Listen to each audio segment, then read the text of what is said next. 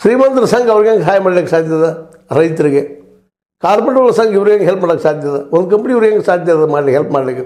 ತನ್ನ ತೊಂದರೆಗಳನ್ನು, ತನ್ನ ಸಾಲಗಳನ್ನು, ತನ್ನ ನೋವುಗಳನ್ನು, ತನ್ನ ದಿವಾಳಿತನವನ್ನು ಹೇಳ್ತದೆ ವಿನ ನಮ್ಗೆ ಲಾಭ ಆಗಿದೆ ಯಾವ ಕಂಪ್ನಿ ಹೇಳ್ಕೊಳಿಕ್ಕೆ ಹೋಗೋದಿಲ್ಲ.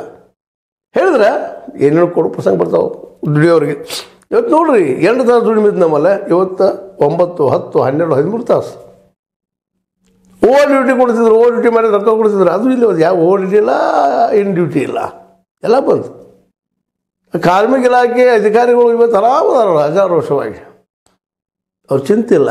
ಯಾಕೆ ಸರ್ಕಾರ ಅವ್ರ ಕಡೆ ಅದ, ಹೆಸರಿಗೆ ಎಷ್ಟು ಆಫೀಸ್ ಉಳಿದಾವೆ. ಅದು ದುಡ್ಡು ಹೊಡಿಸುವಾಗಿ ಏನೋ ಮಾಡೋ ಸಲುವಾಗಿ ಹೇಳೋ ಅವಶ್ಯಕತೆ ಇಲ್ಲ ನಿಮಗೆಲ್ಲ. ಇವತ್ತು ಅಸಂಘಟಿತ ಕಾರ್ಮಿಕರು ಹೆಚ್ಚಾಗ್ಯಾರ. ಕಾರ್ಮಿಕ ಸಂಖ್ಯೆ ಕಡಿಮೆ ಹೋಗ್ಬಿಟ್ಟಂದ್ರೆ ಇವತ್ತು ಎಲ್ಲ ಕ್ಷೇತ್ರದಲ್ಲಿ. ಇವು ಕಾಂಟ್ರಾಕ್ಟ್ ಬೇಸಿಸ್ ಬಂದುಬಿಟ್ಟೈತೆ. ಇವತ್ತು ಕಾಂಟ್ರಾಕ್ಟ್ ಬೇಸಿಸ್ ಅಂದ್ರೇನು, ಒಬ್ಬ ನನಗೆ ದಲ್ಲಾಳಿ ಇರ್ತಾನ, ಆ ದಲ್ಲಾಳಿ ಇದ್ದಂತವ ಏನಪ್ಪ ಅಂತಂದ್ರೆ ಈ ಒಂದು ವ್ಯವಹಾರನ ಮುಗಿಸಿ ಕಾರ್ಮಿಕರನ್ನ ತಂದು ಹಚ್ಚಿ ಅವ್ರು ಯಾವ ಬೆನಿಫಿಟ್ ಇಲ್ಲ, ಏನಿಲ್ಲ, 300, 500 ಮಾತನಾಡ್ಕೊಂಡು ತೊಗೊಂಬರ್ತಾನೆ ಕೆಲಸದ ಮೇಲೆ. ಆವತ್ತು ಪೇಮೆಂಟ್ ಮಾಡಿದ ಅದು ವಾರದ ನಂತರ, ತಿಂಗಳ ನಂತರ ಕೊಡ್ತಿರ್ತಾನೆ. ಅದು ಅಡ್ಡಾಡಿ ಬೆನ್ನು ಹಚ್ಚಿ ಹೋಗ್ಬೇಕು ಅವರು ಕೂಲಿಕಾರ್. ಕೆಲವು ಮಂದಿ ಅಡ್ವಾನ್ಸ್ ತೊಗೊಂಡಿರ್ತಾರೆ, ಆಮದು ಬೇರೆ ಇಲ್ಲ ಅಂತೆಲ್ಲ. ಅಂದರೆ ಇವತ್ತು ಅವ್ರು ಅಸಂತರ ಆಗಿಬಿಟ್ಟಿದಾರಂತೆ ಕಾರ್ಮಿಕರು ಸಹಿತ. ಹಂಗೆ ಕೃಷಿಯಲ್ಲಿ ಆಗಿಬಿಡ್ತಾರೆ. ದಲ್ಲಾಳಿಗಳನ್ನ ಇವು ಕಾರ್ಪೊರೇಟ್ಗಳು ತಂದು ಕೊಡ್ಸೋರಿದ್ರು ಅವರು. ಮುಂದೆ ಒಂದೇನು ಲಾಸ್ ಆಗ್ತಂದ್ರೆ ಲಾಸ್ ತೋರಿಸ್ತಾರೆ ಅವ್ರು. ಲಾಸ್ ಆದರೆ ಜವಾಬ್ದಾರಿ ಯಾರು?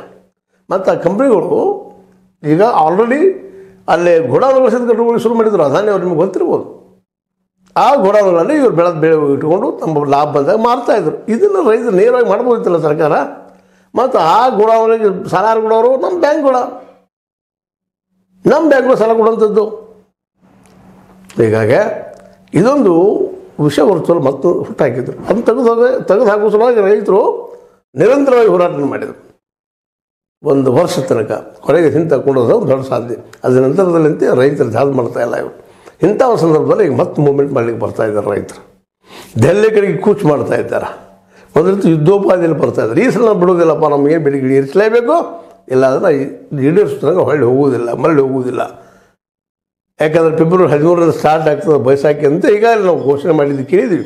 ಈಗ ಸುದ್ದಿಗಳು ಬರ್ತಾಯಿದ್ದಾರೆ ರೈತರು ದೆಹಲಿ ಕಡೆಗೆ ಅಂತ. ನಿಜವಾಗಿ ಈ ಸಲ ಯಶಸ್ವಿ ಆಗ್ತಾರೆ ರೈತರು ಅಂತ. ಯಾಕಂದರೆ ಇವತ್ತು ಸರ್ಕಾರಕ್ಕೂ ಸಹಿತ ಚುನಾವಣೆ ಅದ ಮುಂದೆ. ಆ ಸಂದರ್ಭದಲ್ಲಿ ಏನು ಮಾಡಿದ್ರು ರೈತರು? ಚುನಾವಣೆ ಸಲುವಾಗಿ ಏನೋ ಕಾರಣಕ್ಕಾಗಿ ನಮ್ದೇನೋ ಈಡೇರಿಸ್ಕೊಡ್ತಾರಪ್ಪ, 3 ಕಾರ್ಯಗಳು ಹಿಂದೆ ತಗೊಂಡ್ರು, MSP ಮಾಡಿದ್ರು, ಏನು ಭರವಸೆ ಇಟ್ಕೊಂಡು ಮಾಡಿದರು. ನಂತರ ಏನಾಯಿತು ಅವ್ರಿಗೆ ರೈತರಿಗೆ ಗೊತ್ತದ. ಈಗ ರೈತರಿಗೆ ಬೇಕಾಗಿದ್ದು ಮುಖ್ಯವಾಗಿ ಮಾರ್ಕೆಟ, ಅದರ ಜೊತೆಗೆ ಮುಖ್ಯವಾಗಿ MSP ಮಿನಿಮಮ್ ಪ್ರೈಸ್ ರೇಟ್ ಬೇಕಾಗಿದೆ, ಇದು ಬೆಂಬಲ ಬೆಲೆ ಬೇಕಾಗಿದೆ. ಅದಕ್ಕಾಗಿ ನಾವು ಇವತ್ತು ಈ ರೈತ ಹೋರಾಟದ ಬಗ್ಗೆ ನಾವು ವಿಚಾರ ಮಾಡುವಂಥ ಪ್ರಸಂಗ ಬಂದದ. ಇವರು ಬಂದಂಥವ್ರು ಈ ಸಲ ಯಾವ ರೀತಿಯಾಗಿ ಹೋರಾಟ ಮಾಡಬಲ್ಲರು, ಏನೇನು ಮಾಡಬಲ್ಲರು